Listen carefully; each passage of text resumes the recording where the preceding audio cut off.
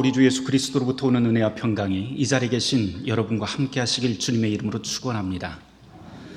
오늘 함께 나눌 교회력 복음서 말씀은 마태복음 21장 33절 이하의 말씀입니다. 악한 포도원 농부의 비유라고 그렇게 불려지는 말씀이기도 하죠. 어떤 주인이 포도원을 정성스럽게 만듭니다. 울타리도 치고 망대도 세우고 집자는 틀도 마련을 하죠. 그러니까 누가 오더라도 그냥 성실하게 일만 하면 될 정도로 이 포도원의 모든 것이 잘 준비가 됩니다. 이렇게 좋은 작업 환경을 만드는 걸 보면 이 땅 주인의 배려하는 성품도 좀 엿볼 수가 있는 것 같습니다. 포도원 주인은 그렇게 모든 걸 꼼꼼하게 챙기지요. 그런 다음에 농부들에게 세를 주고 타국으로 떠나게 됩니다. 마태복음 21장 33절 말씀에 세를 주었다라고 하는 말이 나오는데 두 가지 경우를 한번 생각해 볼 수 있을 것 같아요. 하나는 직원을 뽑아서 관리를 맡겼다라고 그렇게 이해할 수도 있을 것 같고, 또 다른 하나는 포도원을 농부들에게 임대했다라고 그렇게 생각할 수도 있을 것 같습니다. 여하튼 중요한 것은 지금 주인과 농부가 계약의 관계로 묶여 있다라고 하는 것이 확실하고요. 또한 포도원의 진짜 권리는 농부가 아니라 주인에게 있다라고 하는 점은 아주 간단하지만 이 본문을 이해하는 데 가장 중요한 사실인 것 같습니다. 이 사실을 유념하고 오늘 이 비유를 쭉 읽어보면 좋을 것 같아요. 본문으로 다시 돌아가 보죠. 문제는 수확기에 일어납니다. 마태복음 21장 34절 말씀을 보면 포도원 주인이 열매를 받으려고 종들을 보내지요. 종들 보내는 건 당연하고 자연스러운 일입니다. 이제 수확기가 됐으니까 주인이니까 보내죠. 그래서 농부들은 이제 재배한 포도를 잘 수확해서 주인에게 보고하고 또 처분을 기다리면 그만인데 어떻게 해요? 농부들이 주인이 보낸 종들을 때리고 돌로 치고 죽입니다. 36절을 보니까 주인이 또 종을 보내요. 처음엔 3명을 보냈었는데 이번엔 더 많은 숫자를 보내게 됩니다. 그런데 이번에도 똑같이 농부들은 주인의 종들을 똑같이 때리고 죽입니다. 그러자 주인이 이번엔 자기 아들을 보냅니다. 농부들이 어떻게 하나요? 포도원을 가로채자고 서로 입을 맞추더니 아들마저 포도원 밖에 끌어다가 죽여버립니다. 예수님이 들려주시는 이 비유는 사실 듣고 있는 사람들을 모두 다 어리둥절하게 만들었을 게 분명해요. 끝까지 참아내는 포도원 주인도 참 이상한 주인이고 고용된 포도원 농부들의 행동도 이상합니다. 다 정상이 아니에요. 누가 듣더라도 이거는 사실 있을 법한 이야기가 아닙니다. 예수님께서 이 비유를 들려주시는데 전통적으로 이 비유는 우리가 어떻게 이해를 하냐면 포도원 주인은 하나님, 포도원은 이스라엘, 매맞고 죽임당한 종들은 예언자들, 그리고 포도원 농부는 지금 성전을 독점하고 있는 종교 지도자들, 그리고 살해당한 아들은 바로 이 비유를 지금 들려주고 있는 예수님 자신으로 상징합니다. 그리고 뒤이어서 42절 말씀부터 나오는 건축자는 유대인, 모퉁이 돌은 유대인에게 배척당한 하나님 아들과 그분을 따르는 제자들이라고도 해석을 합니다. 물론 이런 해석 말고도 다른 해석이 있기는 합니다. 사회적 해석이라고 그렇게 부르곤 하는데요. 1세기 그 사회상을 비추어서 다시 한번 생각을 해본다면 전혀 다른 방식으로 이 본문을 이해할 수도 있을 것 같습니다. 이런 식이에요. 예수님 당시에 이 포도원을 경영하는 데는 평균 그 포도원의 규모가 얼마나 되냐면 76,625평 규모라고 합니다. 보통 평균이.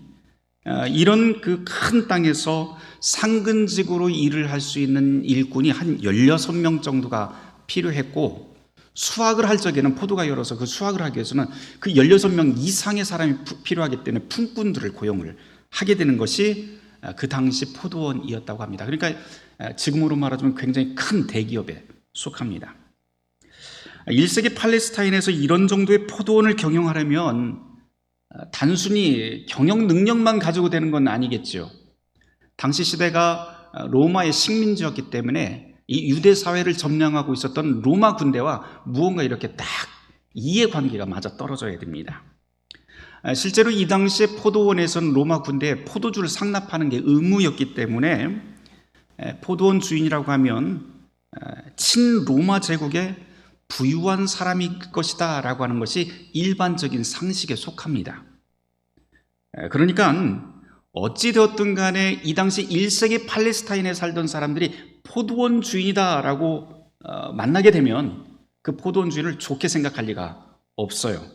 왜냐하면 우리도 그렇잖아요. 우리식으로 하자면 일제 강점기 때 친일파 부자 정도 되는 사람이 바로 이 포도원 주인으로 생각할 수가 있습니다.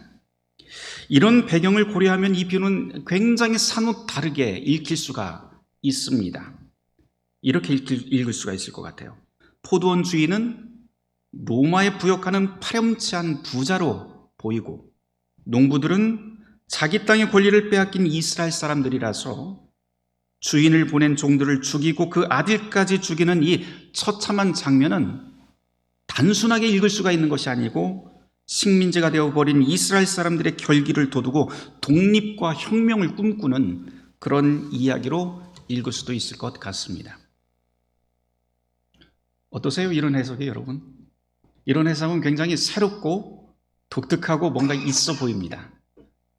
하지만 저에게는 오히려 이런 사회적인 해석보다는 전통적인 해석이 훨씬 더 설득력이 있어 보입니다. 왜냐하면 유대인들에게는 이미 구약 성서로부터 계속 내려오던 그 전통들을 보면 이 포도원이라고 하는 이 상징을 굉장히 많이 사용을 하고 있는데, 이 포도원이라고 하는 말이 사용될 때마다 거기서 의미하는 바는 파렴치한 부자들의 땅이라고 하는 그런 의미로 사용하기보다는 오히려 하나님이 통치하는 땅, 하나님의 백성들이라고 하는 의미로 훨씬 더 자연스럽게 읽힙니다. 오늘 우리가 교회력 구약의 말씀으로 이사야 5장을 읽었죠. 거기서도 역시 포도원 이야기가 나오고 시편도 우리가 함께 교독을 했는데 거기에서도 우리가 포도원 이야기를 보게 됩니다. 모두 다 하나님의 땅, 하나님의 통치하는 지역이라고 하는 그런 의미가 들어있습니다. 특별히 우리가 이사야 5장 말씀을 읽어보면 이 포도원이 무엇인지 아주 정확하게 지적하고 있습니다. 포도원은 하나님의 백성인 이스라엘을 가리킨다라고 이 이사야 5장 7절 말씀에 명시적으로 그렇게 우리에게 이야기를 하고 있죠. 특별히 이 이사야 5장을 읽어보면 선지자 이사야는 하나님께서는 포도원을 만들고 거기에 좋은 포도나무를 심었지만 엉뚱하게도 열매는 좋은 포도나무가 아니라 포도 열매가 아니라 들포도 열매가 맺혔다고 지적합니다. 풀어 말하면 이 뜻은 이스라엘이 하나님의 백성이라면 마땅히 그곳에서는 하나님의 뜻에 맞는 평화, 정의, 사랑이라고 하는 삶이 거기에서 드러나야 되는데, 현실은 이스라엘의 현실은 하나님의 백성이라고 하면서도 그 땅에서는 불의, 폭력, 부정부패가 만연했구나라고 하는 서슬퍼런 비판이 바로 이 이사야 5장의 말씀입니다. 그러면서 이사야 5장을 쭉 읽다 보면 이런 포도원이라면 망해야 마땅하다라고 하는 것이 예언자의 일갈입니다. 어찌되었건 이 성경 전체를 보면 이 포도원이라고 하는 것, 이 포도원이라고 하는 것은 이스라엘 백성에게는 하나님의 땅, 하나님의 통치, 하나님의 백성을 의미한다고 하는 것이 사실입니다. 마태복음을 읽다 보면 이 포도원 이야기가 참 많이 나옵니다. 그런데 모든 포도원의 이야기가 다 같은 의미로 우리가 읽으면 좋을 것 같습니다. 포도원은 하나님의 통치 영역이고 거기서 모든 권리를 행사할 수 있는 분은 바로 그 포도원의 주인이신 하나님 자신이다라고 하는 것입니다. 그러니 그 하나님의 통치 영역인 이 포도원의 관리, 결산, 분배까지도 다 주인의 권리가 됩니다. 다만 이 주인이 참 특이한 주인 같아요.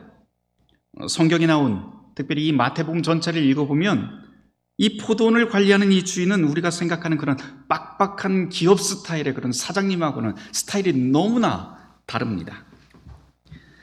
이 주인은 때가 차면 반드시 결산을 하고 심판을 하는 심판주로서 나타나는 것은 맞지만 동시에 이 포도원 주인은 한없이 배려심이 많고 인내 가득하며 사랑 가득한 주인이라고 하는 것을 늘 함께 우리에게 전하고 있습니다. 심지어 그 어떤 험한 상황, 어떤 험한 자리가 되더라도 자신의 아들까지 보내는 그런 바보 같은 사랑의 주인이라고 하는 것을 마태복음은 우리에게 전하고 있습니다. 마태복음에서 포도원 주인은 늘 그런 식이에요. 우리가 몇 주 전에 그 포도원 품꾼 이야기를 들은 적이 있었죠. 포도원 주인이 하루에 여러 번 인력 시장에 나가서 일꾼들을 계속해서 불러들입니다. 그리고는 모두에게 얼마씩 줘요? 다 똑같이 주죠. 다 똑같이 1데나리온을 다 지불한 이야기를 우리는 잘 알고 있습니다. 어찌 보면 일찍 그 포도원에 들어와서 열심히 일한 사람 입장에서 굉장히 억울할 수도 있을 것 같아요. 그렇죠?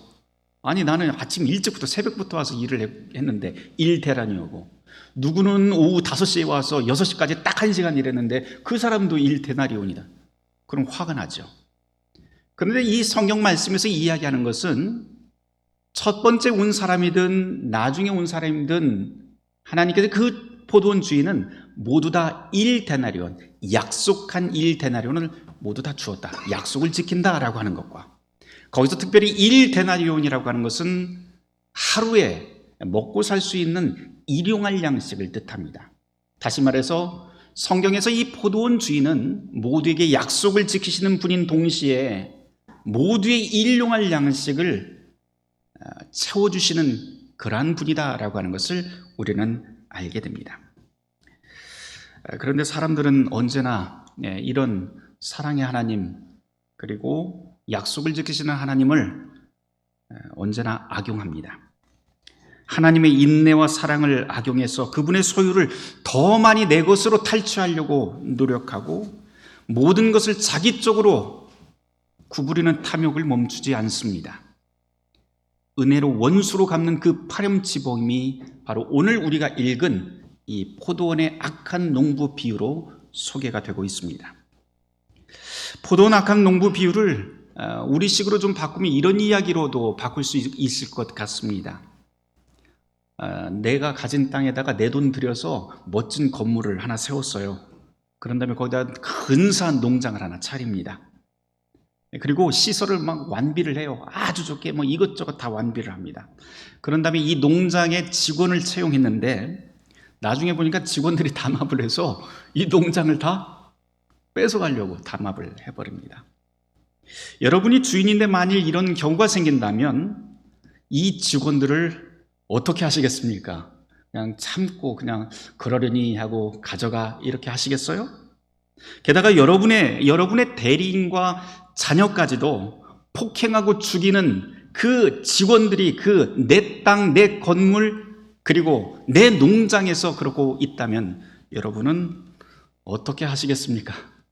아마 이거 상상하지 않아도 될 것 같아요. 피가 거꾸로 솟겠죠. 예수님께서는 바로 이 이야기를, 이 엉뚱한 이야기를 지금 들려주시다가 갑자기 딱 끊더니 거기 있던 사람들에게 이렇게 질문을 던집니다. 40절 말씀이죠. 그러면 포도원 주인이 올 때 그 농부들을 어떻게 하겠느냐라고 질문합니다. 그러자 거기 있던 사람들이 답을 하죠. 41절 말씀인데 마태복음 21장 41절 말씀을 우리 찾아서 같이 읽어보도록 하겠습니다. 같이 읽습니다. 그들이 말하되 그 악한 자들을 진멸하고 포도원은 제때에 열매를 바칠 만한 다른 농부들에게 새로 줄지니라. 아멘. 무슨 말이에요? 열받은 주인이 와서 농부들을 싹 쓸어버리고 그 포도원의 일꾼들을 다 모조리 다 교체해버리겠다라고 하는 말입니다. 여기서 진멸이라고 하는 말이 나오는데 털끝 하나 남기지 않고 모조리 죽이겠다라고 하는 무시무시한 단어입니다. 누가 보더라도 이건 당연한 반응이에요. 이런 상식 밖의 농부들은 그런 심판을 받아도 마땅합니다. 근데 여기서 잠깐 우리가 멈춰 보도록 하죠. 방금 이 심판의 말, 이 무시무시한 말을 지금 누가 하고 있나요? 41절 말씀을 보면 그들이 말하되라고 하면서 시작을 하고 있는데, 여기서 그들이라고 하는 사람이 누구인지 우리가 찾아보면 마태복음 21장 23절로 거슬러 가면 이 사람들이 누구인지 보이게 됩니다. 23절 말씀을 제가 찾아서 읽어볼게요.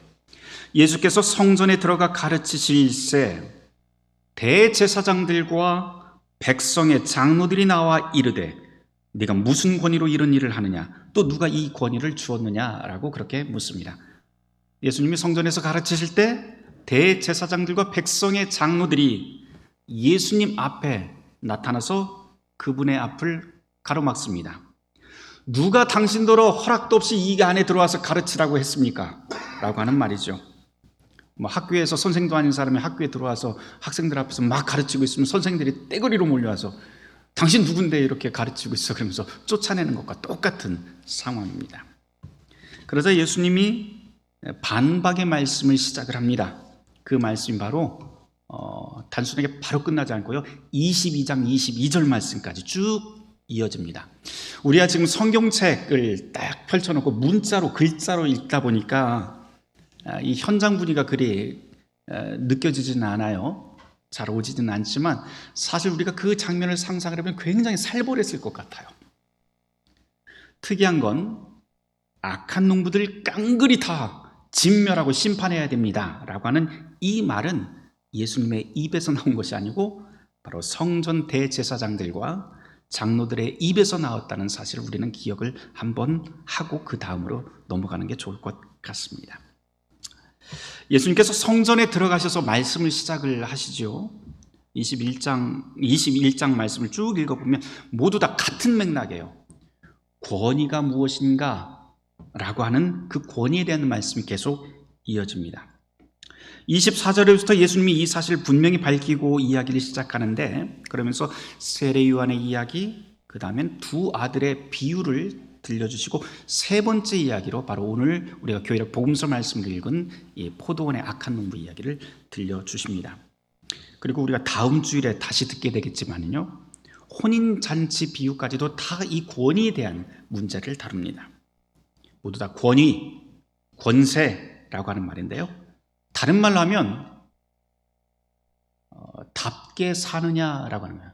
얼마나 힘센가, 어떤 자리에 있는가, 이것이 아니고 정말 당신은 그 답게 살고 있습니까? 라고 하는 질문이 바로 여기서 계속 흘러나갑니다. 마태복음 21장 23절부터 읽어보면 아주 정확하게 그 주제가 드러나는데요, 예수님은 어떤 지위에 있는가, 어떤 힘이 있는가 별 관심이 없습니다. 그 대신에 당신은 대제사장답게 살고 있습니까? 소명받았다고 하는 당신은 하나님의 뜻을 정말로 실천하면서 살고 있습니까? 라고 하는 질문이 이 안에 흐릅니다. 두 아들 비유, 28절 말씀부터 나오는 두 아들 비유가 아주 중요한 것 같아요. 이 비유에서 중요한 것은 여러분이 읽어보시면 알겠지만, 포도원에 가서 아버지가 두 아들에게 처음에는 큰 아들을 불러서 이야기를 포도원 가서 좀 일해. 그랬더니 아들이 뭐라 그래요? 예, 가겠습니다 해놓고는 안 가요. 둘째 아들은 어떻게 합니까? 예, 가서 일해. 그랬더니 가기 싫어요. 그러더니 나중에 돌이켜서 포도원 가서 일을 합니다. 그런데 이 전체 이야기를 들어보면 첫째 아들보다도 둘째 아들을 훨씬 더 귀하게 설명하고 있는 것을 우리는 보게 되지요. 여기서 중요한 건 어떤 지위를 가지고 있는가, 하나님의 아들인가, 하나님의 자녀인가, 이것보다도 더 중요한 것, 그것은 바로 하나님의 뜻대로 행하면서 사는가라고 하는 것, 이것을 문제 삼습니다. 33절부터 시작하는 포도원의 악한 농부 비유도 같은 맥락으로 읽을 수가 있을 것 같아요. 세를 받은 농부라고 한다면 그 직분에 맞게 살아야겠죠. 답게 살아야 된다라고 하는 그 말씀은 단순히 성전 지도자나 유대인들 그리고 교회 중직자들에게만 해당되는 말씀이 아닙니다. 우리는 어떤가요? 우리는 오늘 이 자리에서 하나님의 자녀라고 하면서 이 자리에 다 나와 있습니다. 그리고 스스로를 나는 하나님의 백성, 하나님의 자녀라고 그렇게 일컫습니다. 그러면 우리는 정말 하나님의 자녀답게 살고 있는지요? 약한 자를 보호하고 평화와 정의가 이 땅에 뿌리 내리도록 힘쓰면서 이웃의 손을 잡아주면서 그렇게 살고 있는지요? 불의와 악행을 앞에 두고 예할 것은 이해하고 아니오할 것은 아니오하면서 살고 있는지요? 배려와 나눔, 섬김과 봉사의 삶을 살고 있는지요? 오늘 우리가 묵상하는 포도원 농부 비유는 결국 하나님의 백성인 저와 여러분이 지금 어떤 삶을 살고 있는지 묻는 말씀으로 읽힙니다. 혹시 대제사장들과 장로들처럼 입으로는 나는 그렇게 삽니다 라고 하면서 자신하지만 정작 현실은 하나님과 상관없이 무감각하게 살고 있는 것은 아닌지요? 제가 이번 주 설교 준비를 하다가 거의 2달 만에 이제 여러분 앞에 서잖아요. 그래서 꼭 이 이야기는 꼭 한번 드려야 되겠다 싶은 게 있습니다. 지난 8월에 갑자기 눈이 안 보여서 황급히 응급수술을 하고 3주 정도는 정말 아무것도 안 하고 그냥 엎어져서만 지냈어요. 고개를 들지 못하고 강제적으로 참 겸손하게 제가 땅을 바라보면서 그렇게 살았습니다. 고개를 숙이고. 정말 지옥이 따로 없더라고요. 뭐 통증은 둘째치고 눈은 안 보이고 잘 씻지도 못하고 고개는 반드시 바닥을 향해 있어야 되고 하다 보니까는 그 3주 동안은 정말 잠도 제대로 못 자고 그렇게 지냈습니다. 그러던 중에 어느 날 이제 안대를 풀고 이쪽 안대를 딱 풀고 오른쪽 눈은 조금 좋아지고 안대를 풀고 거울을 봤더니 한쪽 눈이 막 이쪽 눈이 굉장히 빨갛게 완전 충혈이 돼 있는 상태에다가 더 보기가 좀 그런 것은 이 안구가 이렇게 축 처져 있더라고요. 이렇게. 그래서 사시가 되어 있습니다. 점점 사시가 되어 가더라고요. 이거 보니까 거울을 보니까 꽤 심각해요. 그래서 이제 의사에게 물어봤어요. 이거 심각해서 나중에 이거 저 사시되는 거 아닙니까? 그랬더니 의사가 뭐라고 하냐면 시간 지나면 다 괜찮아져요. 그래요.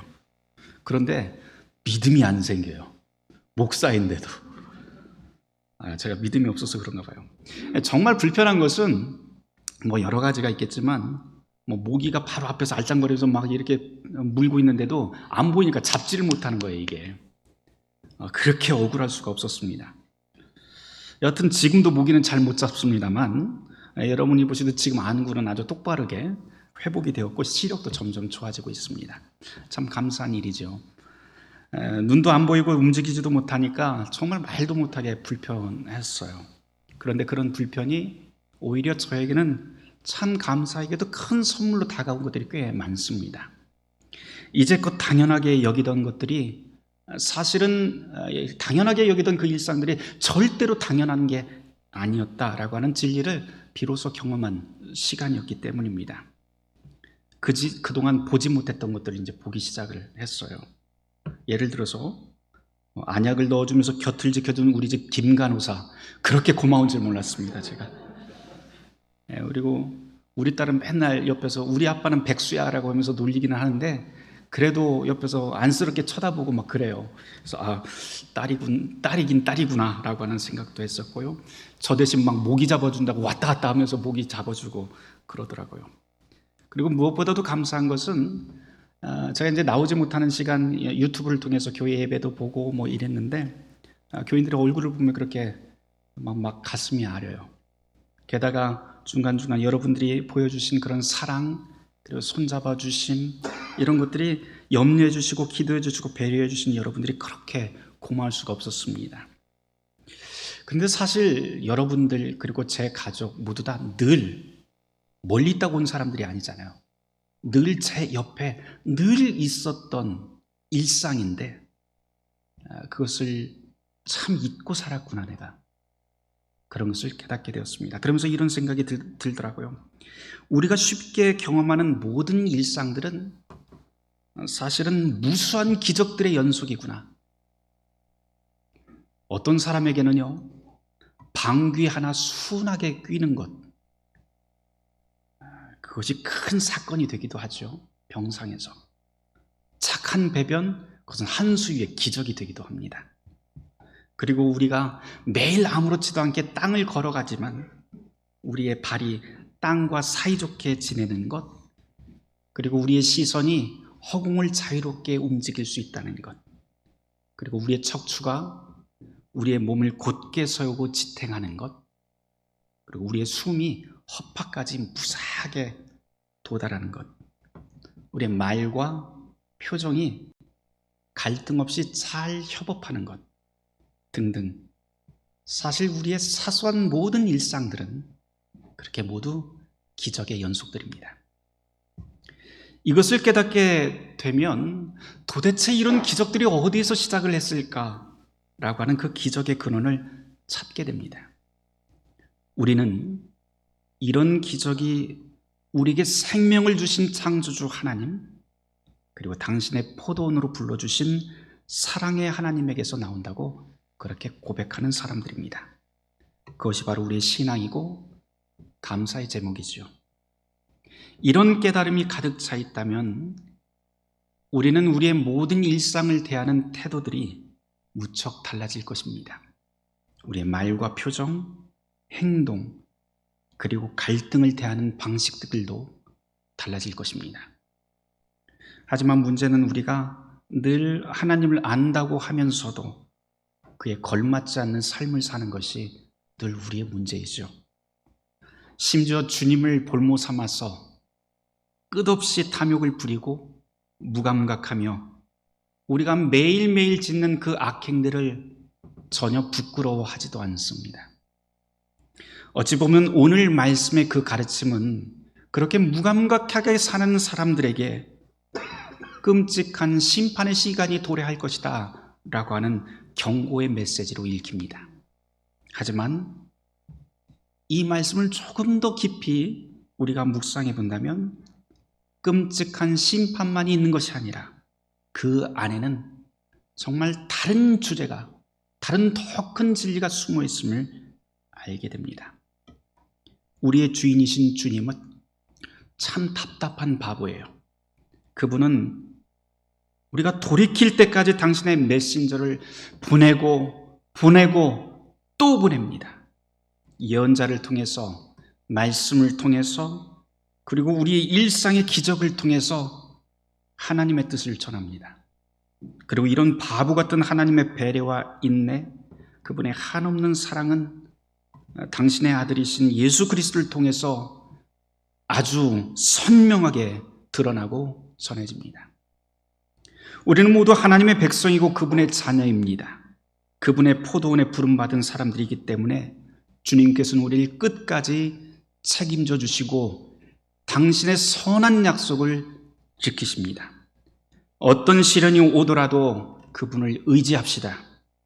좋은 나무에서 좋은 열매가 맺듯 성경에서 가르치는 이 복음이라고 하는 것은 그리스도를 받아들이고 그분과 함께 호흡하는 사람이라면 반드시 좋은 열매를 맺게 될 것이라고 하는 것이 이 성경의 복음의 말씀입니다. 바로 그분의 사랑이 우리를 감쌉니다. 그분의 사랑이 우리를 보호하실 것입니다. 사랑하는 성도 여러분, 텅 빈 자리는 텅 빈 신앙의 열매라고 하는 좀 가슴 아픈 문구를 제가 읽은 적이 있어요. 텅 빈 자리는 텅 빈 신앙의 열매다. 교회의 자리가 텅 비면 그만큼 신앙이 텅 비어 있다라고 그 글을 쓴 사람은 그런 의도로 썼을지도 모르겠지만 저는 좀 다른 뜻으로 읽혔습니다. 지금 우리는 우리에게 주어진 모든 일상을 무엇으로 채우고 있는가? 우리는 지금 텅 빈 상태로 살아가는 것은 아닌가? 지금 우리는 무엇으로 우리의 마음과 우리의 입, 우리의 몸을 채우면서 살아가고 있는지요? 바라기는 하나님의 자녀로 부름받은 저와 여러분의 삶이 주님의 뜻으로 가득 차오르고 그래서 거기서 복되고 아름다운 열매를 맺길 주님의 이름으로 축원합니다. 모든 지각에 뛰어난 하나님의 평강이 그리스도 예수 안에서 우리의 마음과 생각을 지키실 것입니다. 아멘.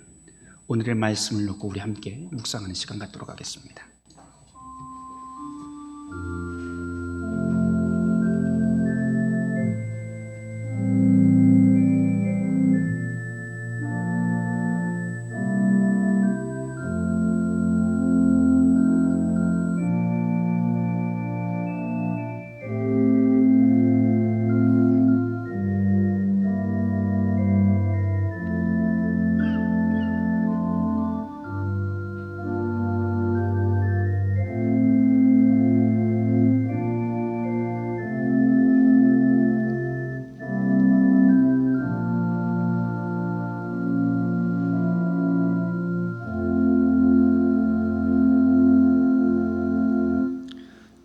주님께서는 우리 모두를 당신의 풍성한 포도원으로 불러들이셨습니다. 하나님의 자녀로 부름받은 우리가 하나님의 온전하신 뜻을 마음과 몸과 우리 일상에 가득 품고 하나님의 뜻을 따르며 실천하는 복된 삶을 살게 하여 주시옵소서. 이 모든 말씀 예수 그리스도 이름 받들어 기도드렸습니다. 아멘.